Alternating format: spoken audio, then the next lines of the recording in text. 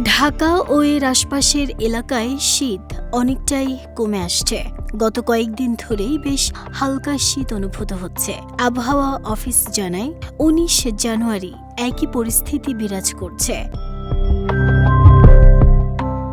আবহাওয়ার পূর্বাভাসে বলা হয়েছে, ঢাকার আকাশ অস্থায়ীভাবে আংশিক মেঘলা থাকতে পারে। সেই সঙ্গে আবহাওয়া প্রধানত শুষ্ক থাকতে পারে। হালকা থেকে মাঝারি ধরনের কুয়াশাও পড়তে পারে। এছাড়া উত্তর ও উত্তর পশ্চিম দিক থেকে ঘন্টায় ৫ থেকে ১০ কিলোমিটার বেগে বাতাস প্রবাহিত হতে পারে এবং দিনের তাপমাত্রা সাধারণত অপরিবর্তিত থাকতে পারে।